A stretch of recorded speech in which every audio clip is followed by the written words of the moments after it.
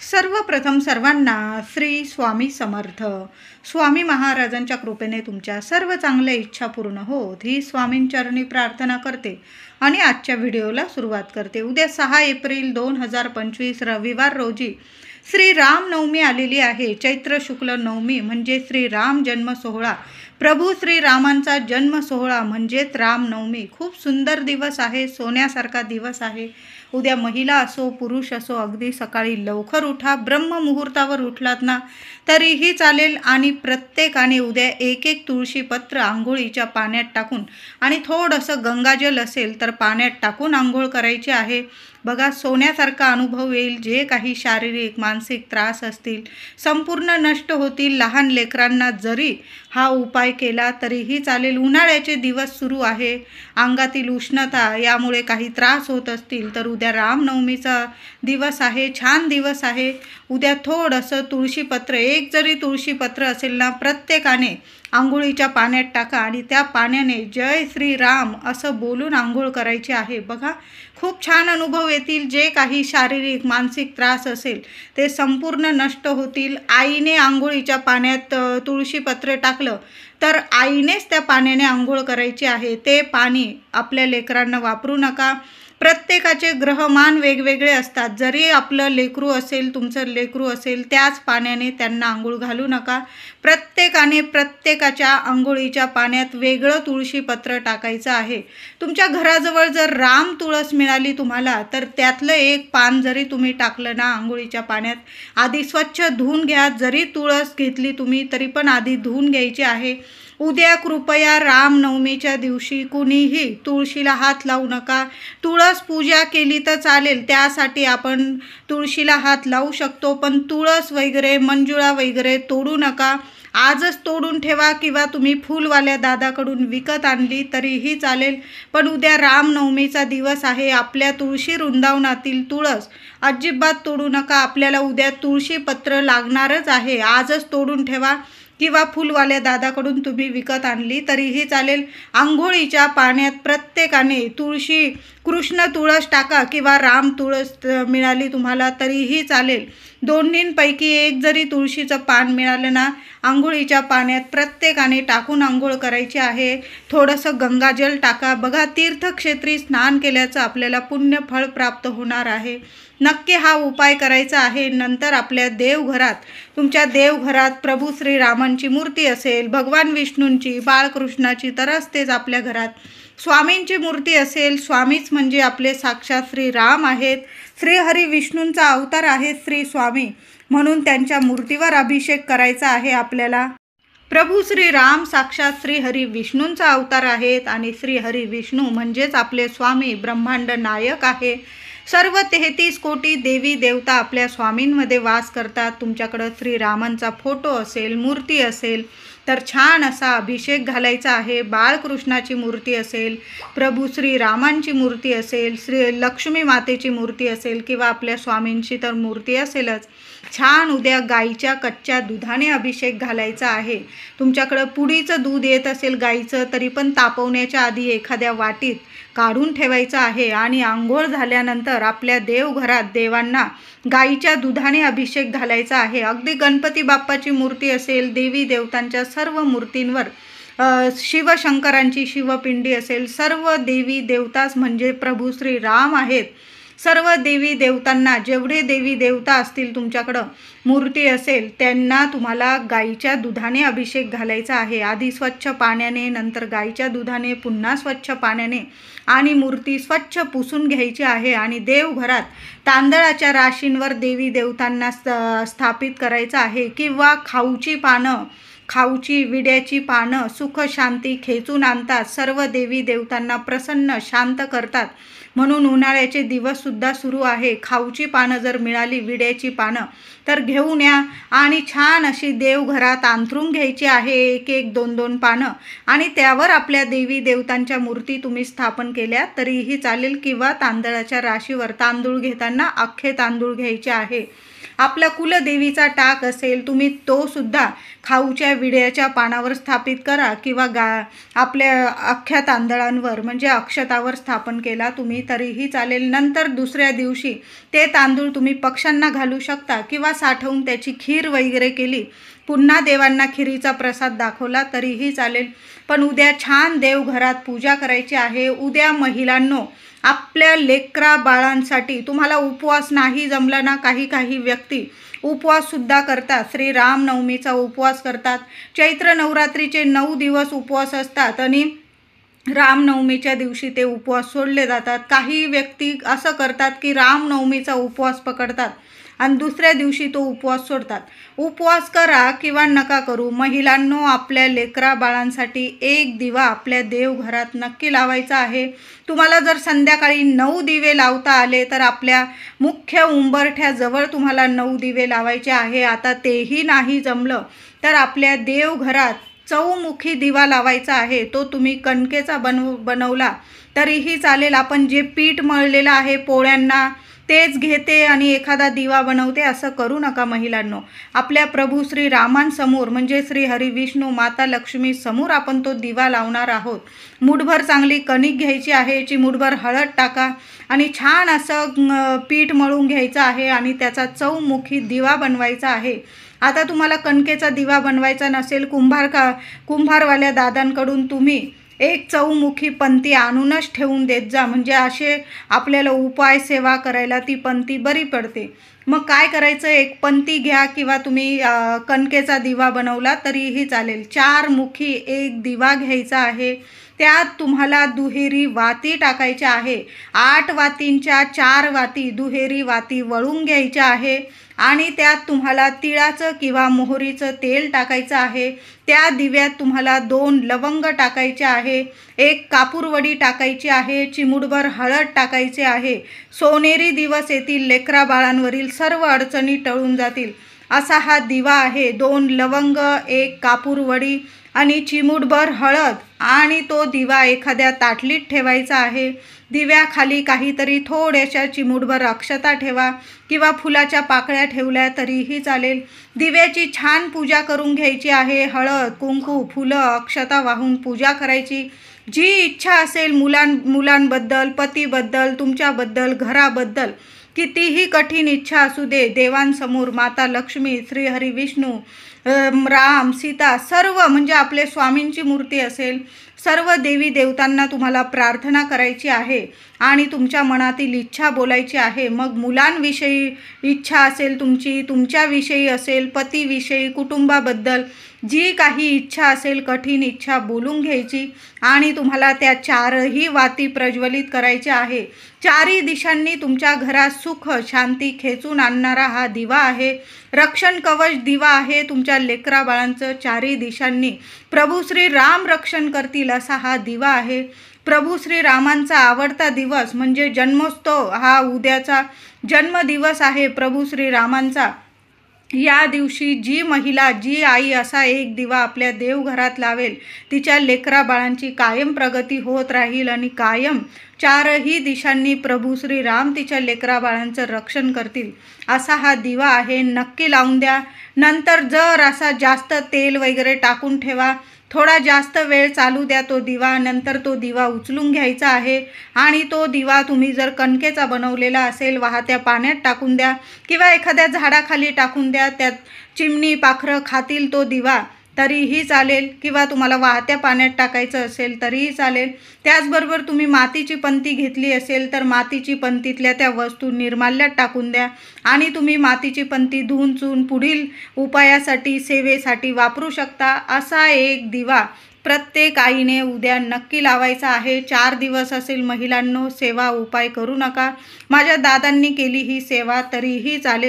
उद्या आपल्या देवी देवतांना अभिषेक घालून छान अशी स्थापना केल्यानंतर आपण देवांना चंदन उगाळून लावणार आहोत किंवा अष्टगंध.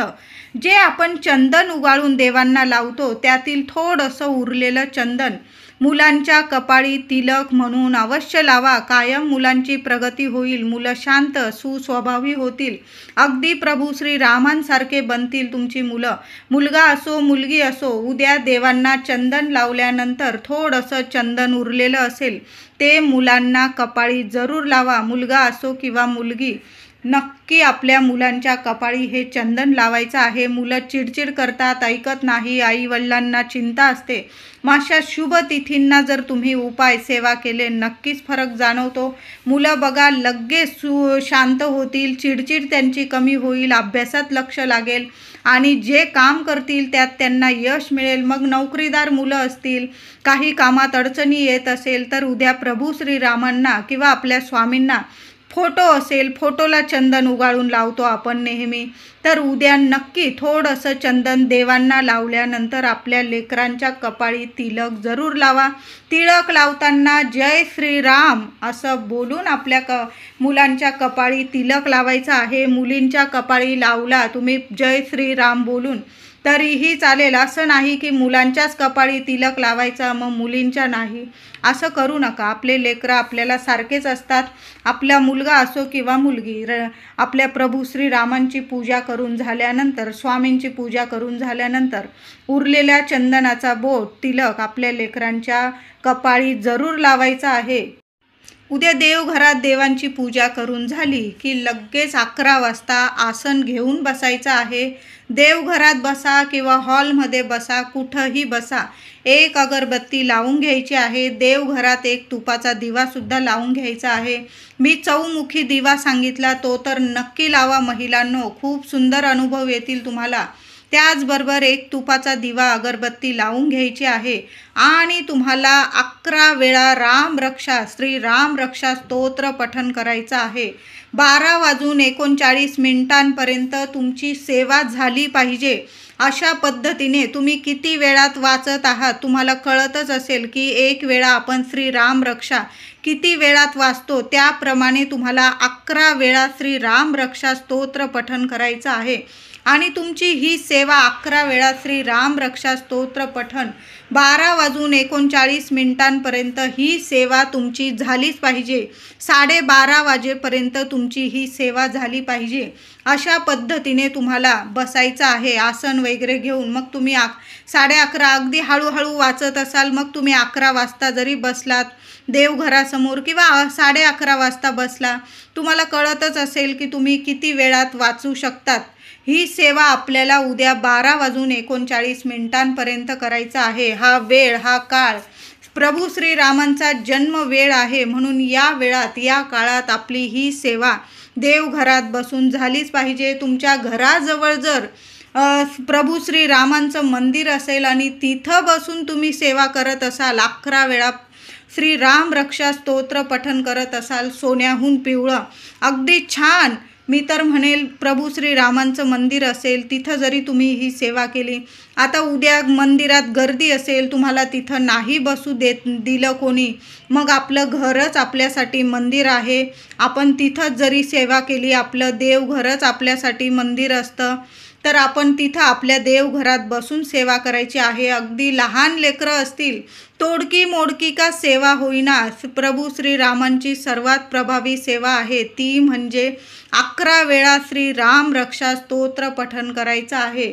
सगळ्यांनी करा. पती पत्नी घरातील जेवढी मंडळी असतील तुमची आसन घेऊन बसा, दिवा अगरबत्ती लावून घ्या. लेकरांना पण बोलू द्या. तुमच्या मागून बोबड्या स्वरात जरी बोलले ना लेकरं, तोडकी मोडकी सेवासुद्धा आपल्या स्वामींना प्रिय आहे. सर्वांनी उद्या प्रभू श्रीरामांची ही सेवा चुकवू नका. सर्वांनी करायची आहे. 11 वेळा श्री राम रक्षा स्तोत्र पठण जरूर करा. खूप सोनेरी अनुभव येईल. आणि जी रक्षा पडणार आहे अगरबत्तीची ताटली जमवायची आहे आणि राम रक्षा स्तोत्र पठण झाल्यानंतर प्रत्येकाने ती रक्षा कपाळी लावायची आहे आणि थोडीशी चिमूटभर रक्षा पाण्यात टाकून तुम्ही ती पिली तरीही चालेल. चांगल्या क्वालिटीची जर तुम्ही अगरबत्ती वापरत असाल तर मग ती रक्षा अगदी थोडीशी पाण्यात टाकून आपल्या लेकरांना प्रसाद स्वरूप दिली किंवा तुम्ही घेतला हा प्रसाद तरीही चालेल. पवित्र तीर्थ आहे. प्रभू श्रीरामांची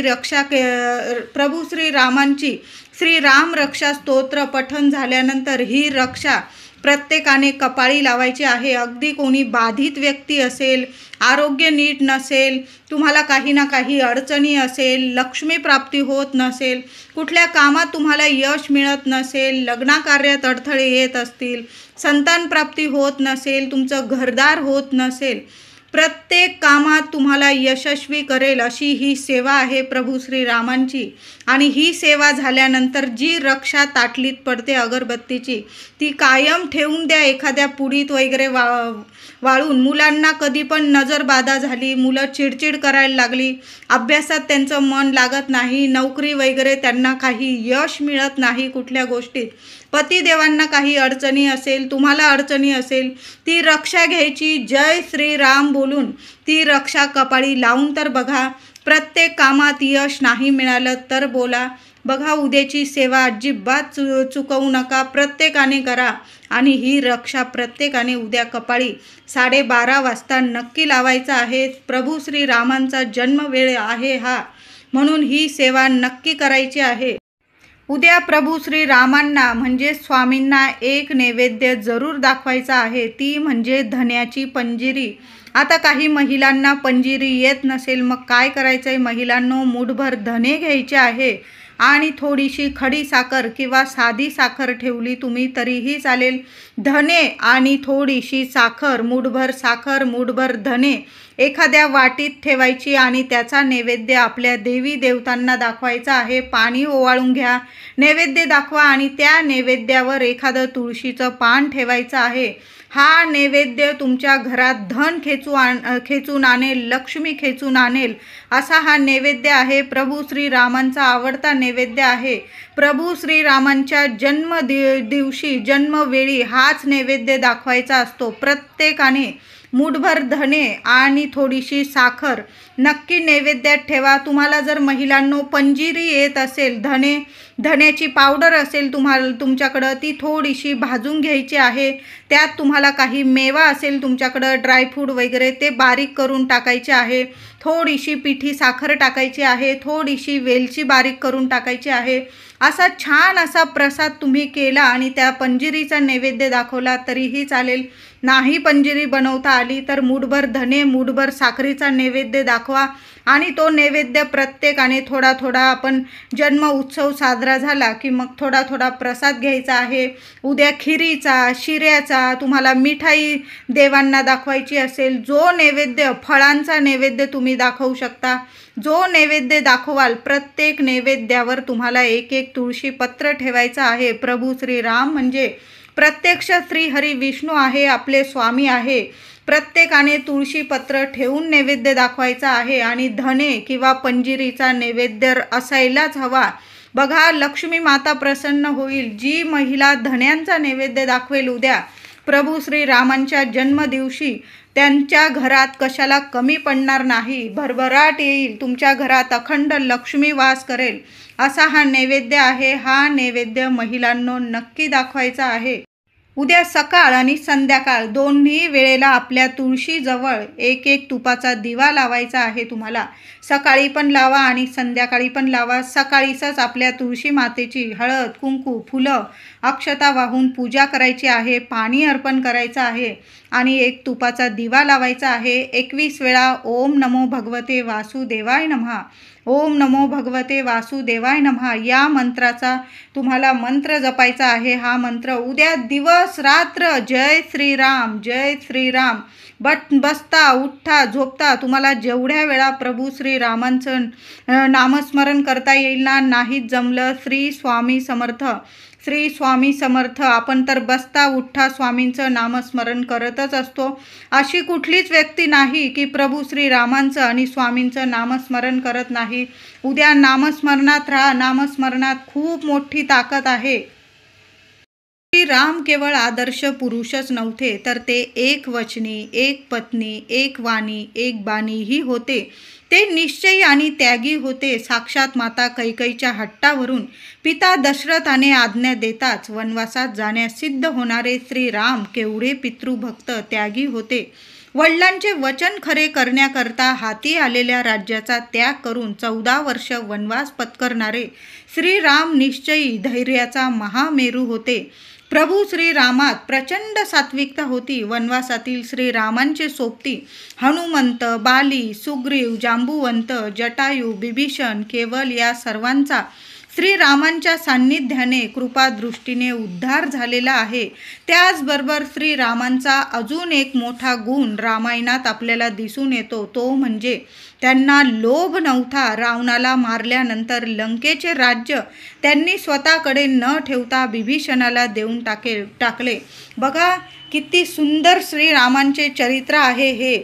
उद्या म्हणून श्रीराम रक्षा सर्वांनी पठण करा आणि कृपया आपल्या आईवडिलांचा नेहमी मान ठेवा. बघा प्रभू श्रीराम आपल्या आईवडिलांच्या सांगण्यावरून 14 वर्ष वनवासात जाऊ शकतात. आपण तेवढं नाही करू शकत, पण आपल्या आईवडिलांचा मान सन्मान आपण नेहमीच राखू शकतो. बघा या छोट्या मोठ्या गोष्टीतून आपल्या घरात कुटुंबात इतकं सोन्यासारखं सुख येतं. सकाळी उठल्यानंतर आपल्या आईवडिलांना नमस्कार करून जी व्यक्ती बाहेर जाते प्रत्येक कामात यशस्वी होते. आईवडिलांचे आशीर्वाद खूप लाख मोलाचे असतात. म्हणून आपण काही नाही देता आलं त्यांना तरीही चालेल, पण आईवडिलांचा मान सन्मान प्रत्येकाने हा राखायलाच हवा. म्हणून उद्या श्रीरामांचा जन्मदिवस आहे. सर्वांनी एक निश्चय मनी घ्या की आपल्या आईवडिलांचा कायम आपण मान ठेवू, त्यांचा सन्मान करू. बघा तुमचं आयुष्यसुद्धा सोन्यासारखं होईल. प्रभू श्रीरामांची तुमच्यावर इतकी भरभरून कृपा होईल. उद्या आपल्याला प्रत्येकाला रामनवमीच्या दिवशी प्रत्येकाने हनुमान मंदिरात किंवा मारुती मंदिरात जायचं आहे. तुम्ही जर प्रभू श्रीरामांच्या मंदिरात जात असाल आणि तिथं जर हनुमानांची मूर्ती असेल श्रीरामांसमोर तर अतिशय उत्तम. तसं मंदिर नसेल तुमच्या घराजवळ तर मग तुम्ही हनुमानांच्या मंदिरात किंवा मारुती रायांच्या मंदिरात गेला तरीही चालेल. जाताना बरोबर गूळ फुटाणे घेऊन जायचे आहे. एक गुळाचा खडा आणि फुटाणे चणे तुम्ही बरोबर घेऊन जायचं आहे. तुम्हाला अजून काही नैवेद्य दाखवायचा असेल जिलेबीचा, शिऱ्याचा, बुंदीचा, तुम्ही ते सर्व प्रसाद स्वरूप नेऊ शकता. पेढे, बर्फी हनुमानाला, मारुती रायाला सर्व प्रसन्न करतं हे नैवेद्य पण तुम्ही घेऊन जाऊ शकता. पण गूळ आणि फुटाणे हा नैवेद्य जरूर घेऊन जायचा आहे आणि बरोबर न्यायचा आहे. तुम्हाला एक मातीची पंती न्या किंवा तुम्ही इतर दिवा नेत असाल स्टीलचा, पितळेचा तरीही चालेल, पण एक दिवा बरोबर जरूर घेऊन जायचा आहे. मग तुम्ही तेलाचा बनवा किंवा तुपाचा, काही नियम नाही. तुम्हाला एक दिवा बरोबर घेऊन जायचा आहे. मारुती मंदिरात जा किंवा हनुमान मंदिरात जा. तिथं गेल्यानंतर देवांचं दर्शन घ्यायचं आहे. फूल, हार तुम्ही काय नेलेलं असेल देवांच्या पूजेसाठी अर्पण करायचं आहे. गूळ फुटाण्याचा नैवेद्य दाखवायचा आहे. तुम्ही अजून काही नैवेद्य नेलेला असेल तो नैवेद्य दाखवायचा आहे आणि जय श्रीराम बोलून प्रभू श्रीरामांचं नाव घेऊन मारुती रायासमोर किंवा हनुमानांसमोर तुम्हाला तो दिवा प्रज्वलित करायचा आहे. जी व्यक्ती श्रीराम नवमीच्या दिवशी, राम जन्म उत्सवच्या दिवशी हनुमान मंदिरात किंवा मारुती मंदिरात जय श्रीराम बोलून दिवा प्रज्वलित करते त्या व्यक्तीच्या सर्व इच्छा 24 तासाच्या आत प्रभू श्रीराम, साक्षात श्रीराम पूर्ण करतात आणि आयुष्यभर रक्षण करतात. ते म्हणजे हनुमान, मारुती राया तुमचं रक्षण करतील. कितीही शत्रुबाधा असू द्या, नजरबाधा असू द्या, आरोग्य नीट नसू द्या, तुमच्या घरात लक्ष्मी टिकत नसेल, कितीही तुम्हाला त्रास असू द्या, जगातलं कितीही मोठं संकट प्रभू श्रीराम आणि हनुमान तुमचं दूर करेल आणि तुमच्या घरात अखंड लक्ष्मी नांदेल प्रभू श्रीरामांच्या आशीर्वादाने. प्रभू श्रीराम म्हणजे प्रत्यक्ष श्री हरी विष्णू आहे. बघा जगातलं किती पण मोठं संकट दूर होणारा ही सेवा आहे. प्रभू श्रीरामांचं नाव घेऊन हनुमानांच्या मंदिरात किंवा मारुती मंदिरात एक दिवा प्रज्वलित करून तर बघा. महिलांनी उपाय केला, पुरुष दादांनी केला, काहीही हरकत नाही. असं नाही की आपण मारुती मंदिरात जायचं नाही, हनुमान मंदिरात जायचं नाही. जा, सर्वांनी जायचं आहे आणि दर्शन घ्यायचं आहे आणि एक दिवा जय श्रीराम बोलून नक्की लावून तर बघा. तिथं बसा, क्षणभर बसा आणि जय श्रीराम मंत्र नामस्मरण करत राहा. बघा साक्षात श्री हरी विष्णू श्रीराम तुमच्यावर प्रसन्न होतील आणि हनुमान, ज्या मंदिरात श्रीरामांचं नाव घेतो आपण हनुमानांच्या मंदिरात, त्या मंदिरात तुम्हाला खाली हात हनुमान कधीच पाठवणार नाही, मारुती राया तुम्हाला खाली हात पाठवणार नाही. कितीही त्रासात असाल तुम्ही, रडत जा, हसत याल तुम्ही घरी, आनंदाने याल. अशी ही सेवा आहे. प्रत्येकाने उद्या मारुती मंदिरात किंवा हनुमान मंदिर असेल, तुम्ही तिथं जय श्रीराम बोलून नक्की दिवा लावून या. खाली हात तुम्ही येणार नाही, एवढं तर मीच सांगते तुम्हाला. तुम्हीच मला सांगाल ताई छान सेवा सांगितलेली आहे. कोणीच खाली हात येणार नाही उद्या मारुती मंदिरात किंवा हनुमान मंदिरात दिवा लावून. तुमची प्रत्येक इच्छा पूर्ण करणारी ही सेवा आहे. तर अशा पद्धतीने उद्या आपल्याला रामनवमीचा उत्सव साजरा करायचा आहे. सगळ्यांनी जेवढी सेवा होईल ना तेवढी करा, पण मनोभावे करा. आपल्या आई